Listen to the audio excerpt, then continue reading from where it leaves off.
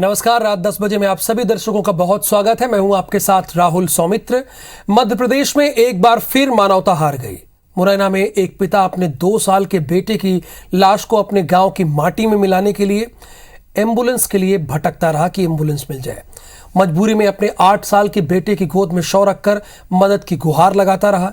क्योंकि पैसों से खाली हाथ था तो सिस्टम भी उसे खाली हाथ ही रखा।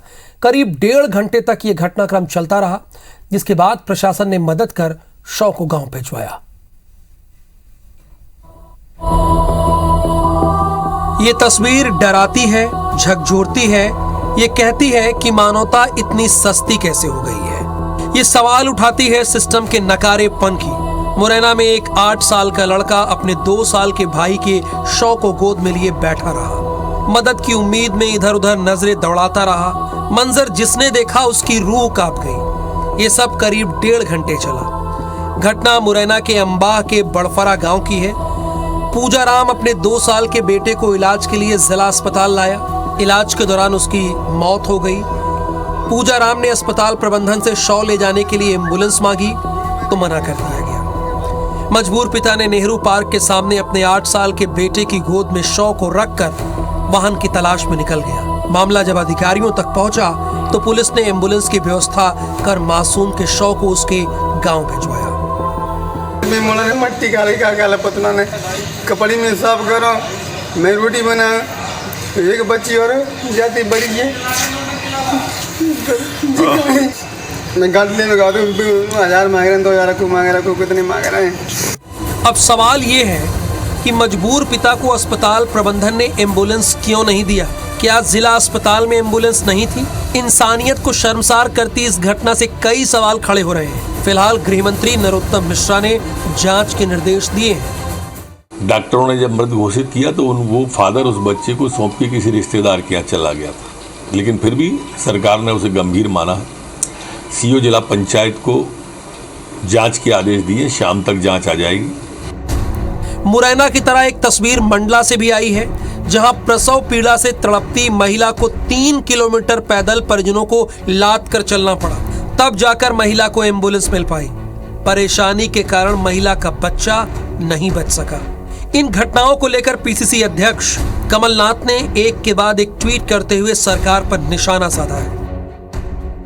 बड़ी निंदनीय और बड़ी दुर्भाग्यपूर्ण घटना है कि मध्य प्रदेश में जो भाजपा की सरकार और शिवराज सिंह अपने आप को प्रदेश की जनता का मामा कहते, 8 साल का बच्चा अपने 2 साल के छोटे भाई की लाश लेके घंटों इंतजार कर रहा है एम्बुलेंस में शव ले जाने के लिए, लेकिन ये सरकार सो रही है। बहरहाल मुरैना से आई मार्मिक तस्वीर ने एक बार फिर प्रदेश के सरकारी अस्पतालों की व्यवस्था की पोल खोल कर रख दी। घटना ने उस सिस्टम की सच्चाई से पर्दा उठाने का कार्य किया है, जिसे लेकर बड़े बड़े दावे किए जाते हैं। अब सवाल है, इसका जिम्मेदार कौन?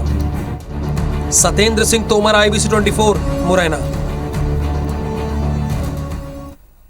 इधर केंद्रीय मंत्री रेणुका सिंह आज राष्ट्रपति उम्मीदवार द्रौपदी मुर्मू के पक्ष में मतदान कराने के लिए मुख्यमंत्री भूपेश बघेल के अलावा प्रदेश कांग्रेस अध्यक्ष मोहन मरकाम और राज्यसभा सदस्य फूलोदेवी नेताम को चिट्ठी लिखी। रेणुका सिंह ने अपने पत्र में लिखा कि भारत की आजादी के 75 साल पूरे होने पर हम आजादी का अमृत महोत्सव मना रहे हैं। एनडीए ने जनजाति समुदाय की महिला द्रौपदी मुर्मू को राष्ट्रपति पद के लिए अपना उम्मीदवार घोषित किया है। उन्होंने ये भी कहा कि छत्तीसगढ़ के लगभग 30% जनजाति समुदाय की आबादी द्रौपदी मुर्मू के राष्ट्रपति उम्मीदवार बनने से हर्षित है। उन्होंने सीएम और प्रदेश अध्यक्ष से द्रौपदी मुर्मू के पक्ष में मतदान करने की अपील करती हूं, ऐसा उन्होंने पत्र लिखा है।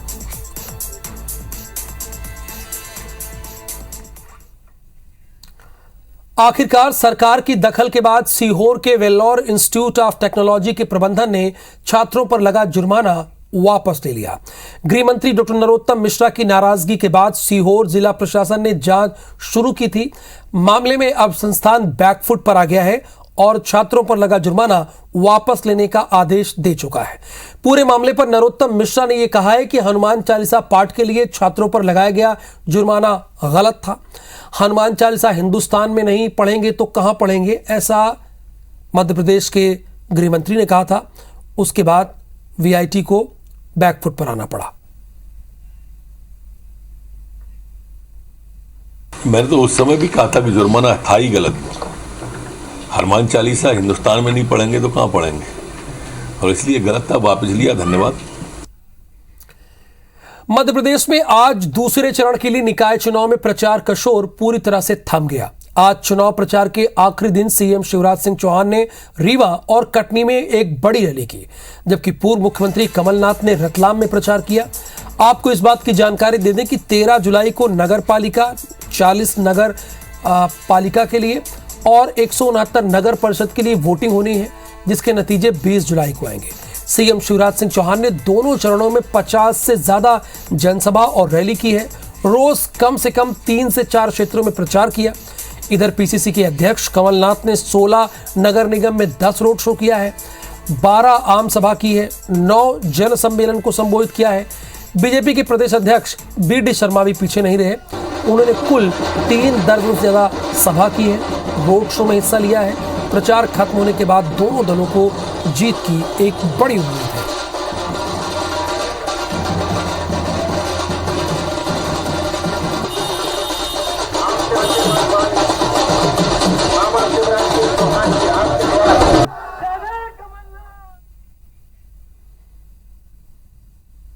नॉट इंटरेस्टेड पर्सन है कमलनाथ जी। वहीं दूसरी ओर शिवराज सिंह चौहान जी मुख्यमंत्री होते हुए जनता के बीच में हैं।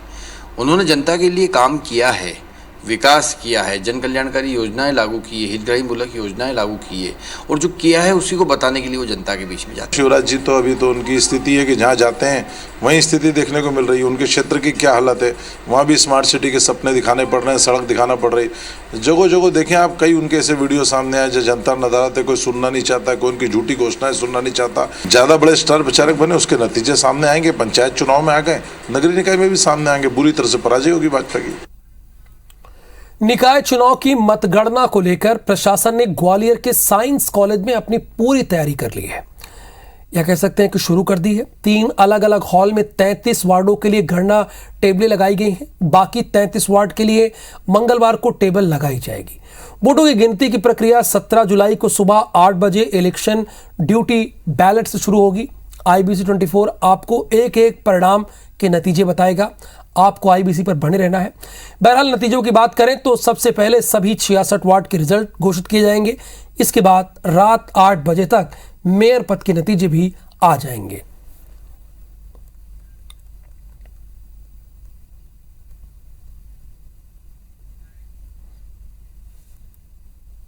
मतगणना जो है वो 6 कमरों में होगी। हमारी 6 ARO हैं, तो 6 ARO की मतगणना होगी। इसके अलावा जो पार्षद के लिए अलग से हमारी पोस्टल बैलेट काउंटिंग के लिए टेबल लगेगी, और महापौर के पोस्टल बैलेट जो डले हैं उनके लिए अलग टेबल लगेगी। इस तरीके से हम पूरी व्यवस्थाएं कर रहे हैं।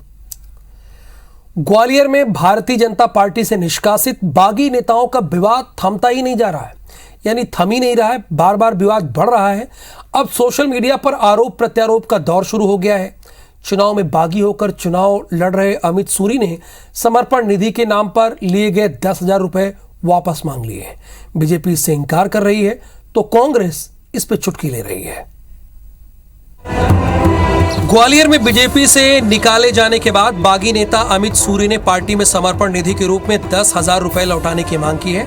सोशल मीडिया पर किए गए पोस्ट में सूरी ने लिखा है कि पहले बायोडाटा लेते समय जो 10,000 रुपए जमा कराए गए थे, पहले उसे लौटाएं, कार्रवाई उसके बाद करें। इसी से डिमांड करी थी, उन्होंने कहा अब कोई पैसा वापस नहीं होगा आपका। अगर ये नहीं माने तो मैं कोर्ट में भी जाऊंगा। बीजेपी नेता जहां मामले में अपनी सफाई दे रहे हैं तो वहीं कांग्रेस चुटकी ले रही है। किसी भी तरह की ऐसी राशि जो है वो किसी भी व्यक्ति खाते में जमा नहीं होती, पार्टी खाते में जमा होती। तो इस तरह का आरोप लगाना गलत है। आपने टिकट नहीं दे पाया तो उनका अधिकार है अपना पैसे मांगने का। इस बात का कांग्रेस उनका कार्यकर्ताओं का समर्थन करती है। बीजेपी ने निकाय में चुनाव में पार्टी को अंदर ही अंदर डैमेज करने वाले 24 बागियों को 6 साल के लिए निष्कासित कर दिया है, जिसका असर सोशल मीडिया पर देखने को मिल रहा है। MP मेडिकल यूनिवर्सिटी में छात्रों को पास फेल करने के फर्जीवाड़े में जस्टिस के त्रिवेदी कमेटी ने अपनी जांच रिपोर्ट हाईकोर्ट में पेश कर दी है। जांच में लगभग वही खुलासा हुआ जो आपको IBC 24 ने सबसे पहले अपनी पड़ताल में बताया था।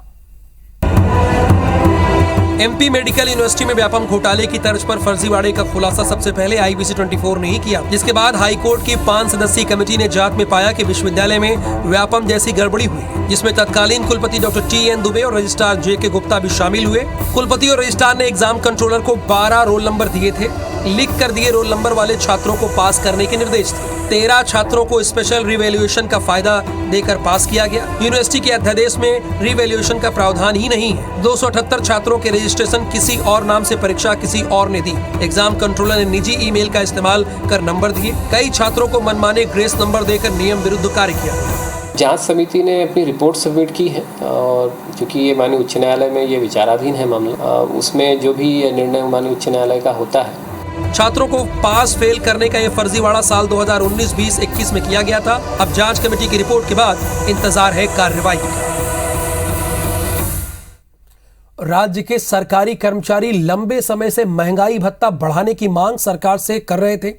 केंद्रीय कर्मचारियों को अभी 34% महंगाई भत्ता मिल रहा है, जबकि राज्य के कर्मचारियों को इसके मुकाबले 22% मिल रहा है, उससे बहुत कम है, जिसको लेकर राज्य के कर्मचारी राज्य सरकार के खिलाफ 25 से 29 जुलाई तक यानी 5 दिन का हड़ताल करेंगे। कर्मचारी नेता कमल वर्मा ने बताया कि 5 दिनों तक प्रदेश के सभी सरकारी कार्यालयों में कामकाज नहीं होगा। राज्य भर के कर्मचारी 21 सालों में सबसे बड़े सरकारी आंदोलन की तैयारी में जुट चुके हैं। ये जानते हैं कि आने वाले वक्त में चुनाव है, इसीलिए उन्होंने ये वक्त चुना है।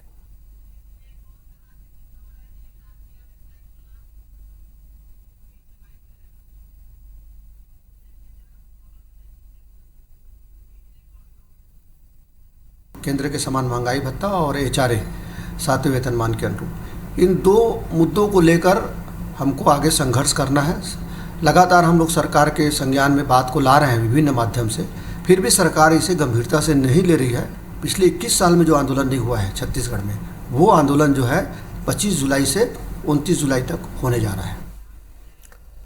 आगर मालवा में सर्राफा व्यापारी की दुकान में हुई चोरी का खुलासा करते हुए पुलिस ने 3 आरोपियों को कस्टडी में ले लिया है, जबकि 1 आरोपी की तलाश की जा रही है। अंतरराज्यीय कंजर गिरोह ने वारदात को अंजाम दिया है। इनके पास से 87 लाख से अधिक के जेवरात बरामद किए गए हैं। गिरोह ने 3 जून की रात दुकान से 1 करोड़ 30 लाख के जेवरातों की चोरी की थी। यह घटना CCTV कैमरे में भी रिकॉर्ड की गई थी। इसमें हम लोगों ने कार्रवाई करते हुए 3 जो कंजर हैं उनको गिरफ्तार किया है और उनके कब्जे से 119 किलो जो चांदी पूरी जो गई थी वो बरामद कर ली है। सोना भी करीबन 300-325 ग्राम सोना भी हमने जो है बरामद किया है। बैतूल में पुलिस ने मानव तस्करी का खुलासा करते हुए एक महिला समेत 5 आरोपियों को गिरफ्तार किया। पीड़ित युवती को भी आरोपियों के चंगुल से छुड़ा लिया गया। लिंक रोड के रहने वाले अशोक मालवी नाम के युवक ने कोतवाली थाने के आरोपी महिला के खिलाफ शिकायत दर्ज कराई। महिला शिकायतकर्ता की रिश्तेदार बताई जा रही है। आरोपियों ने एक युवती को 70,000 रुपए में देवास में बेचने का प्लान बनाया था। शिकायत मिलते ही पुलिस ने आरोपियों को गिरफ्तार कर लिया। इनमें से 2 आरोपियों की गिरफ्तारी देवास से की गई है।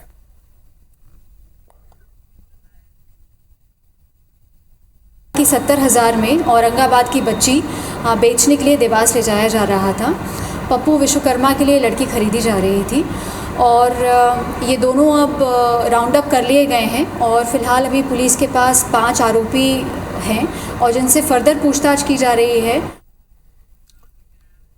इंदौर में inspector Hakum Singh shoot and suicide मामले में 15 दिन बाद 4 लोगों पर FIR दर्ज की गई है। इसमें लेडी ASI रंजना, उसका मृत भाई कमलेश, हाकम सिंह की कथित पत्नी और कपड़ा व्यापारी गोविंद का नाम शामिल है। मामले की जांच के लिए गठित SIT की छानबीन में दोषी पाए जाने के बाद यह कार्रवाई की गई। 4 लोगों पर आत्महत्या के लिए उकसाने का केस दर्ज किया गया। आपको यह भी बता दें कि 24 जून को इंदौर के पुलिस कंट्रोल रूम परिसर में हाकम सिंह ने ASI रंजना को गोली मारने के बाद खुद को गोली मार ली थी। इस गोली कांड में हाकम सिंह की मौके पर ही मौत हो गई, जबकि ASI रंजना घायल हो गई थी। रंजना के भाई की कुछ दिन पहले ही संदिग्ध मौत हो गई है। टीम ने लगातार इसमें सारे जो साक्ष्य थे, जो वैज्ञानिक साक्ष्य थे, जो मुख्य तौर पे मोबाइल पर जो भी कम्युनिकेशन से जुड़े हुए जो साक्ष्य थे, और अंततः निष्कर्ष पे पहुंची कि इसमें पूरे मामले में आत्महत्या के दुष्प्रेरण के लिए इसमें कुल 4 लोगों के नाम इसमें सामने आए और उन चारों लोगों के विरुद्ध पुलिस ने 306 आईपीसी में आत्महत्या के दुष्प्रेरण का प्रकरण दर्ज पंजीबद्ध किया है। तो हाकम सिंह शूट एंड सुसाइड मामले में पत्नी और एक व्यापारी पर एफआईआर हुई, यानी हाकम की पत्नी पर। एसआईटी की जांच के बाद यह कार्रवाई की गई है।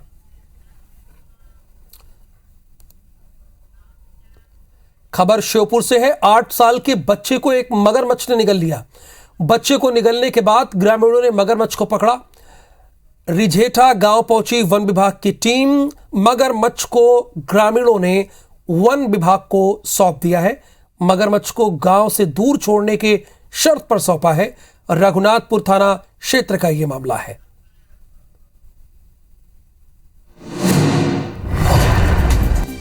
यही वो मगरमच्छ है जिसने 8 साल के बच्चे को निगल लिया।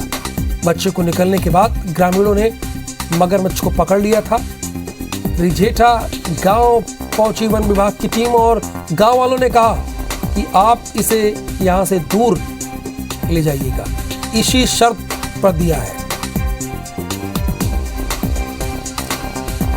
स्वदेश इस वक्त हमारे साथ फोन लाइन पर मौजूद है। स्वदेश, काफी जद्दोजहद के बाद वन विभाग की टीम को इस मगरमच्छ को गांव वालों ने सौंपा और शर्त क्या रखी गई, जरा वो भी बताइए, और हुआ क्या हमारे दर्शकों को बताइए आप। जी बिल्कुल, मैं आपको बताना चाहूंगा, जो ग्रामीणों ने शर्त रखी थी वन विभाग से कि आप इस मगरमच्छ को अब रिझेठा गांव के आसपास चंबल नदी के पास नहीं रखेंगे, आप कहीं दूर ले जाएंगे, तो वन विभाग ने शर्त को माना और ग्रामीणों से वो मगरमच्छ लेकर कहीं दूर छोड़ने का वादा किया। लेकिन पूरी घटना ये थी कि जब आज दिन में एक 10 वर्षीय बालक वहाँ खेल रहा था और नदी के पास गया था, तो मगरमच्छ ने उसको झपट के खींच लिया था। उसके बाद ग्रामीणों का कहना था कि इस मगरमच्छ ने उस बालक को खा लिया है और पेट में है। तो उसके बाद ग्रामीणों ने इसके नदी से निकालकर इसे बांध के रख रखा था और बांधने के बाद वन विभाग को सूचित किया था, पुलिस को सूचित किया था। वहाँ पुलिस भी पहुंची थी, वन विभाग भी पहुंचा था, लेकिन वन विभाग काफी देर बाद पहुंचा। उसके बाद वन विभाग से ये वादा करके कि अब पेट में मगरमच्छ के बच्चा है तो अब हम निकलवाएंगे नहीं, लेकिन आप इस मगरमच्छ को कहीं दूर किसी और नदी में छोड़ेंगे। इस वजह से वन विभाग उसको वहां से ले गया। हालांकि पुलिस भी वहां पे मौके पे मौजूद थी। पुलिस ने भी इस बात की पुष्टि की है कि हाँ, इस मगरमच्छ द्वारा ही बच्चे पे हमला कर इसे खाया गया है। और उसके बाद ग्रामीणों ने भी सहमति जताई कि अगर आप ये कह रहे हैं तो ठीक है, क्योंकि ग्रामीणों को पता था कि मगरमच्छ ने ही बच्चे को खाया है। इस वजह से ग्रामीणों ने वन विभाग से कहा कि अब एक और जीव की हत्या करके उसके पेट से निकालना ठीक नहीं होगा, आप तो इसे दूर कहीं ले जाइए। शुक्रिया इस जानकारी के लिए आपका।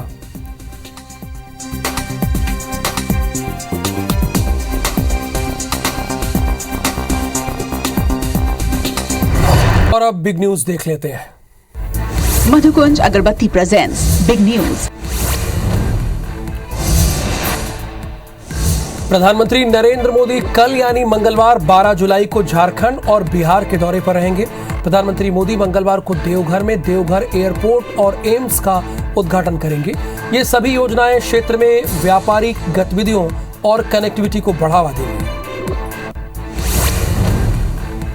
कांग्रेस अध्यक्षा सोनिया गांधी को ईडी ने 21 जुलाई को पूछताछ के लिए तलब किया है। ये पूछताछ नेशनल हेराल्ड मनी लॉन्ड्रिंग मामले में की जानी है। इससे पहले इस मामले में राहुल गांधी समेत कांग्रेस के कई बड़े नेताओं से पूछताछ हो चुकी है। इस नोटिस की गूंज 18 जुलाई से शुरू होने वाले संसद सत्र में सुनाई पड़ सकती है। शिवसेना की लड़ाई चुनाव आयोग के पास पहुंच गई है। महाराष्ट्र के पूर्व सीएम और शिवसेना के अध्यक्ष उद्धव ठाकरे ने कैविएट फाइल की है। उन्होंने चुनाव आयोग से कहा है कि अगर एकनाथ शिंदे शिवसेना के चुनाव चिन्ह के लिए चुनाव आयोग के पास आते हैं तो हमारी बात सुने बिना कोई आदेश पारित न करें। देश में हिमाचल प्रदेश से लेकर केरल तक भारी बारिश हो रही है। असम के बाद अब गुजरात और महाराष्ट्र में भी बाढ़ से हालात बिगड़ गए हैं। तेलंगाना में गोदावरी नदी के दूसरे खतरनाक स्तर के निशान को पार कर लिया गया है। वाटर लेवल 50.4 फीट तक पहुंच गया है, जिससे भद्राचलम में बाढ़ आने की आशंका जताई जा रही है। कर्नाटक में भी हाई अलर्ट जारी कर दिया गया है।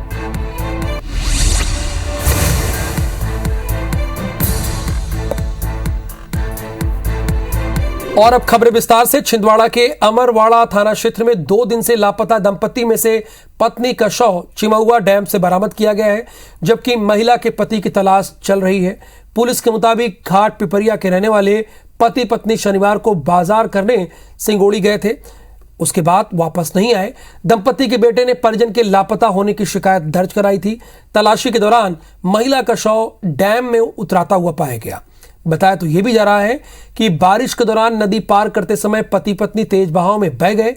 फिलहाल एनडीआरएफ और एसडीआरएफ की टीम महिला के पति की तलाश में जुट गई है।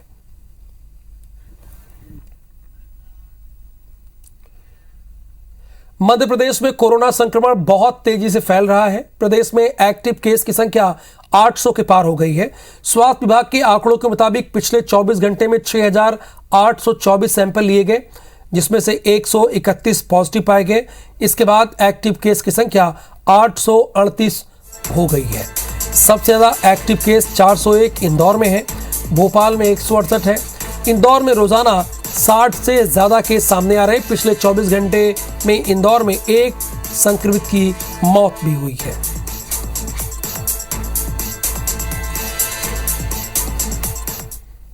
राजधानी रायपुर में एक और कोरोना के संक्रमण में तेजी दिख रही है। वहीं कोरोना के सैंपल की जांच की रफ्तार धीरे हो गई है। बात करें रायपुर के स्वामी विवेकानंद एयरपोर्ट की, तो यहां यात्रियों की नियमित चेकिंग नहीं हो रही है। फिलहाल बस रैंडम चेकिंग चल रही है।